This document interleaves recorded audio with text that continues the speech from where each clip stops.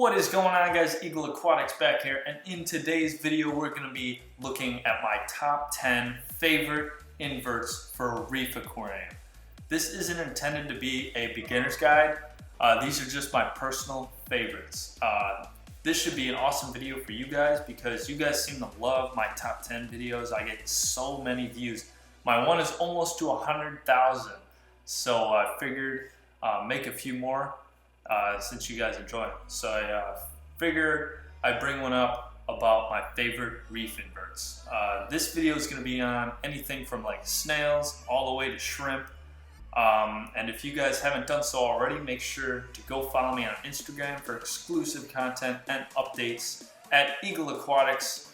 No caps, no spaces. And now let's get on to my favorite top 10 inverts for a reef aquarium. So let's start with number 10 being feather dusters, one of my all-time favorite creatures to keep in my reef tanks. I have two of them currently in my 125 gallon, and they are a black and white one and a maroon and white one, and they are so cool. First thing you would notice when you look at these guys is they have a giant crown, which is actually their mouth. Those little so-called feathers are like filter feeding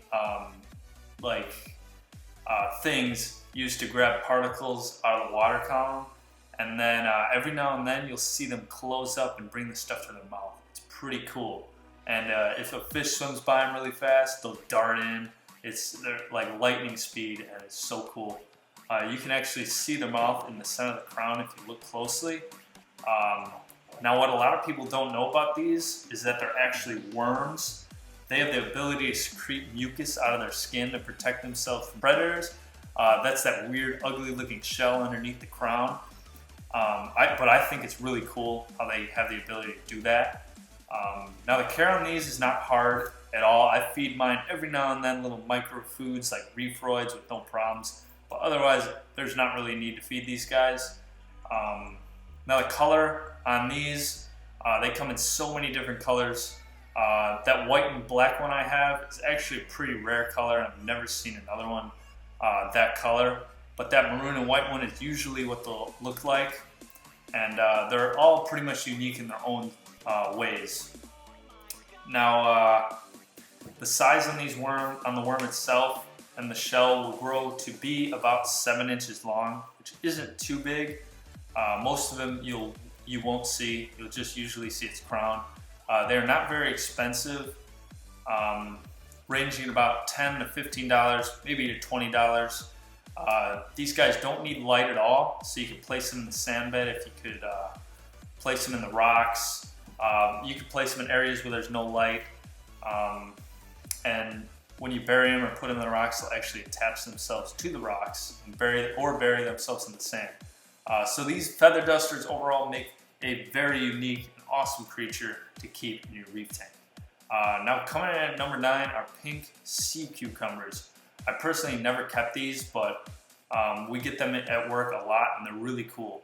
Now, they're detrivore, which means they will grow throughout the sand, sift through the sand, and eat all the detritus and stuff that builds up on the sand bed and throughout the rocks, making them a very beneficial creature to have in your reef tank. They're also very peaceful creature, and they're reef safe, and they grow to be about 1 foot long, so they do require a large aquarium in which to roam on the sand bed. These are very easy creatures to care for, and they can be very hardy in the reef aquarium. They're always up and moving around and always searching for more food, so it's one of the best cleaners you could ever possibly add to your reef tank. Now, be sure your tank is stable and has good water quality, because a lot of people are scared away from these creatures, because if they happen to die and you don't catch them, they can release poison and wipe out your tank, possibly, although this is really rare. I've never personally heard this happen to anybody. But yeah, this is a very unique creature that you don't see every day, and not a lot of people keep them. I think it would be awesome to have one in a reef tank. So number 8 goes to clams. I'm talking about like Maxima clams, clams, and squamosas. I've always wanted to keep clams, and I might in my 125 gallon eventually. The colors on them are completely insane, and they seem to be an awesome creature to have in a reef tank. Sure, the level is difficult on these guys. You have to maintain pristine water quality, and they need a ton of calcium, alkalinity, and magnesium to build their shell, as well as very, very bright lighting. If you have all that and your tank is doing great, you will definitely be very, very successful with one of these clams. They can grow very big, getting to be almost a few feet long, given enough space. Now these guys are filter feeders, so they will definitely benefit from the addition of phytoplankton and clam food. Place these guys in the sand with medium water flow and they should do great. These guys can be pretty pricey. Maxima clams, the most colorful, range about $125, and the squamosas are the cheapest, being around 65 to 75 bucks. But let's talk about more of the colors. The Maxima clams are the brightest. They have neon, dark blues, all kinds of turquoise and different colors, which makes a showpiece for a reef tank. Such an awesome creature, and I would love to keep one day. So 7 goes to one of the most widely known invertebrates in the saltwater hobby, being turbo snails, one of the cheapest and most active snails you could buy. Everybody, if you've had a reef tank, have had these guys. Turbo snails are one of my favorite snails, mostly because they're almost always out and feeding on algae and cleaning up my rocks. They don't have too many colors, but they are a very effective cleaner for the reef tank and have a voracious appetite for algae, including green hair algae, and they are also really fun to watch when they're climbing up the glass and everything. So size for these guys, usually around 2 inches. They'll max out around 2 inches, and price usually around only $2, so they're not very expensive at all. You put a bunch of these in your tank and they'll go to town on all your algae. Just a great creature to have in your reef tank, very beneficial as well. So let's move on to number 6, being my personal favorite crab that I've ever kept, being the Sally Lightfoot crab. I've had mine for about a year, and he's quickly become one of my favorite inverts in the tank. I think they're so cool, and they look very, very unique, almost like a giant spider. They're very active and always out grazing on algae. They're also extremely fast and have a pretty cool personality. They get to be around 3 inches in length, are extremely easy to care for. They also cost about $10. I have noticed with all my shrimp and crabs that if you feed them frequently, they grow very fast. That's why mine is a little bit bigger than 3 inches. I always say to people, feed your shrimps and crabs just like your fish, because they benefit greatly from feeding. I feed mine mostly krill, and he is very aggressive and takes it from the tweezers. Just an awesome crab that not everybody has and are great for any reef tank. So number 5 goes to hermit crabs. Hermit crabs are a necessity for any reef tank and the main creature in almost everybody's cleanup crew. You could have a ton of these guys in your reef tank, and they do a pretty good job of eating up detritus and uneaten food and algae. They're among the cheapest in any of these inverts on this list, ranging from around less than $1 all the way to $5 for some red leg hermits. They're a pretty cool creature to keep, especially because they change shells as they get older, as they grow. So you could add some nice looking shells to your tank, and they'll most likely go into them and look pretty cool. They are very peaceful creatures and get along with everything in the tank. They also come in a huge variety of colors, from your standard reef grazing hermits to blue legs to red legs, and as they grow they look even better. Their colors become more vibrant. Usually when it comes to hermit crabs, the more the merrier, and they add a little action to the rock work. Just an awesome crab to keep and a necessity for almost any reef tank. So let's go to number 4, being anemones, specifically rose bubbletip anemones, or any bubbletip anemone, and tube anemones. These are my personal favorite ones to keep. Anemones can be some of the most attractive things you could add to a reef tank. It can be a centerpiece of color. I currently keep 1 rose bubbletip anemone and a colony of tube anemones. When it comes to reef tanks, nothing is cooler than keeping clownfish hosting an anemone. He's one of the coolest things ever. No Bubbletip Anemones. They get pretty large. They get about a foot wide if given the right conditions and the right size tank. And they could get pretty pricey, ranging almost up to $100 if you get a really quality one. But the cheapest are the green Bubbletip Anemones, which are also awesome. They got nice colors. One thing about anemones is that they can move around the tank, so when you first add one, watch it so it doesn't sting any of your corals. Now tube anemones, on the other hand, don't move around.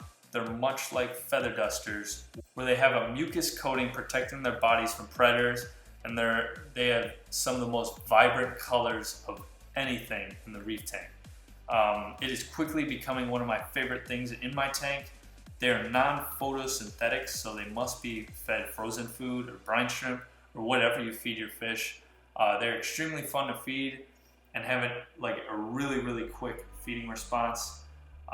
The minute something touches their tentacles, they're yanking it right into their mouth. They're not very expensive, ranging around $50, and they're very easy to care for, given you feed them. Anemones aren't for everybody, but they're definitely one of the coolest things you can add to your reef tank. Now, sea urchins are number 3 on my list. Not everybody keeps sea urchins. I personally think that should change because they're hands down the best algae eater I have ever kept in a saltwater tank. These guys have an extremely voracious appetite for any type of algae. They're constantly cruising all over my tank and eating all the algae they can find. They're also a unique creature to keep because they come in so many different colors and have a lot of cool features. A lot of people say they won't get them because they're always knocking over rocks, coral. That may be true for maybe bigger species like the long spine urchins, but as far as any species of short spine urchin, I have not experienced this. I'm always recommending these to customers that have algae problems. They are also great for larger tanks. If you get an army of different sea urchins, you will not have to buy as many snails or hermit crabs, which would save you a little bit of money. Most short spine urchins don't get very large, maximum around 4 inches, which are awesome. Get pretty large. The long spine urchins get pretty large and are great for larger tanks. There's a wide price range for these guys, from different species, ranging from about $10 for pencil urchins all the way to like $30 for more nice pincushion urchins. Sea urchins are a very underrated cleanup crew member. I believe if you guys try one, you will not regret it. Number 2 goes to one of my all-time favorite snails, being conch snails. These are sand-dwelling species of snail that will keep your sand bed super clean. The most common types of conch snails are fighting conch snails, and they are some of the most unique-looking inverts you could buy for your tank.